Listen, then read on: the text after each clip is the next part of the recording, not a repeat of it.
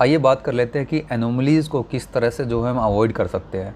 3 तरह की एनोमलीज़ हमने देखी पिछले ट्यूटोरियल में, इंसर्शन एनोमली, डिलीशन एनोमली और जो है हमारी अपडेशन एनोमली। अब इन एनोमलीज़ को हम किस तरह से अवॉइड कर सकते हैं, तो सबसे बेस्ट तरीका हमारा क्या है, हम जो है एक सिंगल टेबल पे काम ना करके हम अपने टेबल को क्या है डिवाइड कर लेते हैं।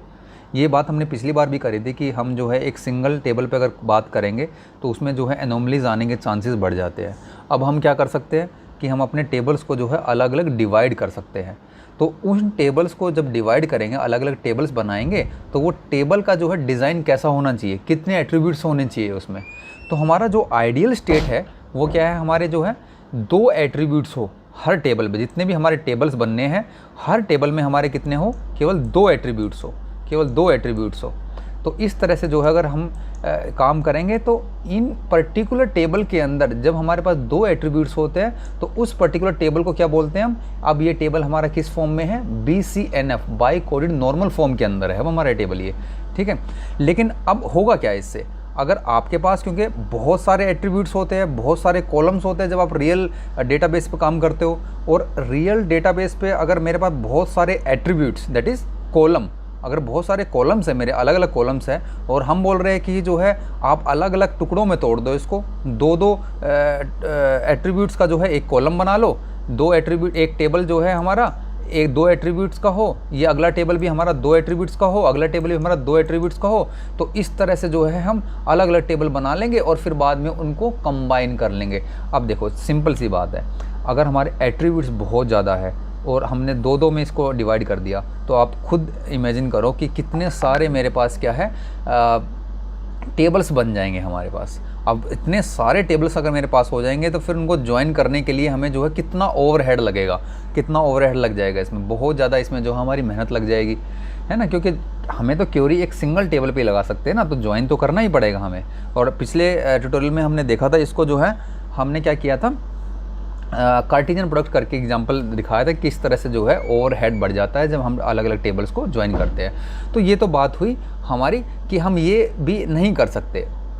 तो अब हम जो है क्या प्रैक्टिस फॉलो करें, तो सबसे जो बेस्ट प्रैक्टिस है वो हमें क्या करनी चाहिए, हमें जो है कुछ फॉर्मल मेथड्स का यूज़ करके हम अपने रिलेशन को, है ना, रिलेशन मीनिंग टेबल को, हम कुछ फॉर्मल मेथड्स का यूज़ करके हम एक आइडियल डिज़ाइन बना लेते हैं अपने टेबल का।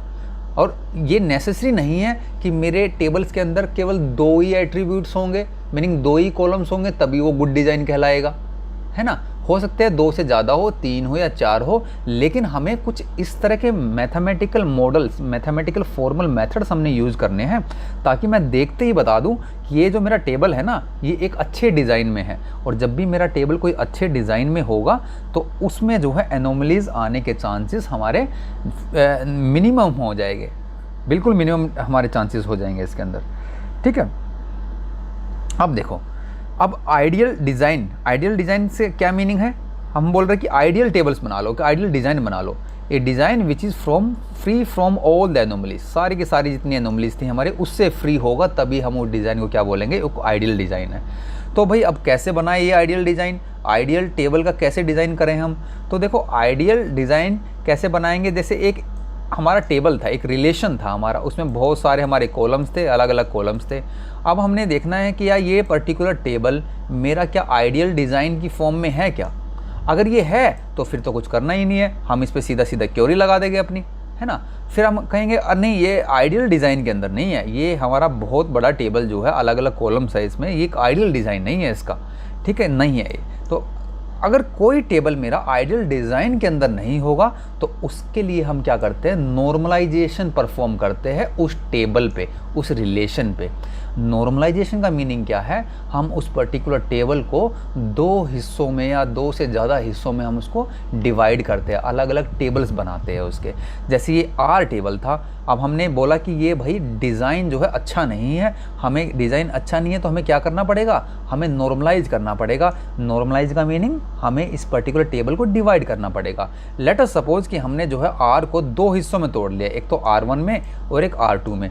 ये मेरा R1 टेबल है, ये मेरा R2 टेबल है, इसमें मेरे 3 कॉलम्स हैं और इसमें भी मेरे 3 कॉलम्स है। प्राइमरी जो पहले R टेबल था उसमें कितने कॉलम्स थे, देखो 1 2 3 4 5 6 कॉलम थे। तो अब हमने इसको डिवाइड कर लिया 6 कॉलम को, 3 का एक पार्ट बना लिया और 3 का एक पार्ट बना दिया। एक को हमने R1 बोल दिया, एक को हमने R2 बोल दिया।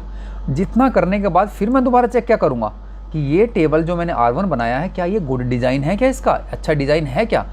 अब हम बोलते हैं हाँ अच्छा डिज़ाइन है तो इसको एक्सेप्ट कर लो। अगर ये बोलते हैं ये भी भाई अच्छा डिज़ाइन है तो एक्सेप्ट कर लो। अब अच्छा डिज़ाइन क्या होता है वो हम आगे बताएंगे, किस तरह से आप किसी पर्टिकुलर टेबल को एक गुड डिज़ाइन फॉर्म में कह सकते हो, है ना। फिलहाल के लिए इतना जानो कि जो है हमारा टेबल जो है गुड डिज़ाइन के अंदर है कि नहीं है। अगर है तो उसको एक्सेप्ट कर लो। लेकिन अगर R1 भी जो है हमने यहाँ पे पाया कि ये भी मेरा गुड डिज़ाइन में नहीं है, अगर गुड डिज़ाइन के अंदर नहीं है तो फिर क्या करोगे, इस पर्टिकुलर टेबल को दोबारा से अलग दो टेबल्स में फिर तोड़ दो इसको। फॉर एग्जांपल इसको R3 में और हमने R4 में फिर इसको ब्रेक कर दिया, है ना। तो इन टेबल्स को हम तब तक ब्रेक करते रहेंगे जब तक हम ये श्योर नहीं हो जाए कि ये मेरा टेबल क्या है, गुड डिज़ाइन फॉर्म के अंदर है। इसी को हम बोलते हैं, देखो हम कहाँ से स्टोरी बन रही है, हमारी स्टोरी यहाँ से बन रही है। सबसे पहले मेरे एक बड़ा टेबल था, बड़ा टेबल के बाद हमने क्वेरी लगाना चाह रहे थे, लेकिन उसमें बड़े टेबल में हमारे पास क्या हुआ, एनोमलीज़ आ गई। एनोमलीज़ आने के चांसेस बहुत बढ़ गए। कौन कौन से anomalies, insert anomaly, deletion anomaly और अपडेशन एनोमली। उसको दूर करने के लिए हमने क्या सॉल्यूशन दिया कि भाई आप अपने टेबल को जो है ब्रेक कर दो, दो ऐसे ब्रेक करो कि उन टेबल्स जो ब्रेक करोगे उसमें दो कॉलम्स हो, दो एट्रीब्यूट्स हो, और दो एट्रीब्यूट्स वाले कॉलम्स को हम BCNF भी बोलते हैं, बाई कोऑर्डिनेट नॉर्मल फॉर्म के अंदर है मेरा टेबल। लेकिन अब अगर ऐसा करोगे कि दो टेबल्स में दो कॉलम्स पर टेबल ऐसे बनाओगे तो ऐसे तो बहुत सारे टेबल्स बन जाएंगे मेरे। अब बहुत सारे टेबल्स मेरे अगर बन गए तो क्योंकि क्वेरी तो एक सिंगल टेबल पे लगती है तो उनको मुझे कंबाइन करना पड़ेगा। अगर मैं उनको कंबाइन करूँगा तो उसमें ओवरहेड बढ़ जाएगा। फिर हम आगे कहाँ से बढ़ गए, ठीक है अब हम ऐसा करते हैं कि जो भी हम टेबल हमारे पास होगा, जैसे R टेबल था, उसको हम देखेंगे क्या ये गुड डिज़ाइन के अंदर है कि नहीं है। अब गुड डिज़ाइन से मेरा मीनिंग क्या है कि इसको हम एक्सेप्ट कर सकते हैं क्वेरी लगाने के लिए कि नहीं कर सकते, है ना। और अगर ये एक्सेप्ट कर सकते तो कोई प्रॉब्लम ही नहीं है। अगर हम इसको एक्सेप्ट नहीं करते, हम बोलते हैं कि नहीं यहाँ पे डुप्लीकेट रिकॉर्ड्स है, बहुत सारे डुप्लीकेट रिकॉर्ड्स हैं, मुझे तो जो है इसको ये एक अच्छा डिज़ाइन नहीं है। अगर अच्छा डिज़ाइन जब भी टेबल का नहीं होता तो वहाँ पर क्या करते हैं, हम नॉर्मलाइजेशन परफॉर्म करते हैं। नॉर्मलाइजेशन का मीनिंग क्या है, हम अपने टेबल को 2 हिस्सों में तोड़ देते हैं। जैसे यहाँ पे R1 और R2 में हमने तोड़ दिया। फिर हम चेक करते हैं क्या भाई ये जो हिस्सा निकल के आया है क्या अब ये गुड डिज़ाइन है क्या। फिर गुड डिज़ाइन से क्या मीनिंग है यहाँ पे, क्या मैं इस पर अब क्वेरी लगा सकता हूँ, कैसे चेक करूँगा कि यहाँ पे जो है क्या बहुत सारे डुप्लीकेट रिकॉर्ड्स तो अभी प्रेजेंट है क्या। अगर अभी भी प्रेजेंट है इसका मतलब अभी भी ये एक आइडियल डिज़ाइन, एक गुड डिज़ाइन के अंदर नहीं आया है। फिर इसका मतलब मुझे फिर इसको ब्रेक करना पड़ेगा। फिर मैंने इस पर्टिकुलर टेबल को फिर ब्रेक कर दिया R3 में और R4 में। फिर मैं R3 को चेक करूँगा क्या ये गुड डिज़ाइन में है कि नहीं है, R4 को चेक करूँगा गुड डिज़ाइन में है कि नहीं है, और अगर है तो हम उसको एक्सेप्ट करेंगे, अगर नहीं है तो फिर हम इसको फर्दर ब्रेक करेंगे। तो इसी को हम बोलते हैं कि गुड डिज़ाइन क्या चीज़ है और किस तरह से हम जो है नॉर्मलाइजेशन की मदद से जो है हम अपने टेबल को ब्रेक करते हैं, ठीक है। ये बात हुई गुड डिज़ाइन की। अब देखो, अब हमने बोला कि भाई नॉर्मलाइजेशन से जो हम टेबल को जो है ब्रेक कर देंगे, लेकिन नॉर्मलाइजेशन पढ़ने के लिए आपको एक इंपॉर्टेंट कंसेप्ट सीखना पड़ेगा। वो इंपॉर्टेंट कंसेप्ट है मेरा फंक्शनल डिपेंडेंसी का। देखो हमने यहाँ पे बोला था कि हम कुछ फॉर्मल मेथड्स यूज़ करने वाले हैं ना डिज़ाइन, गुड डिज़ाइन बनाने के लिए। अब वो फॉर्मल मेथड मेरा कौन सा है, मेरे फॉर्मल मेथड्स, उन फॉर्मल मेथड्स को मैं बोलता हूँ फंक्शनल डिपेंडेंसी का कंसेप्ट यूज़ करूँगा।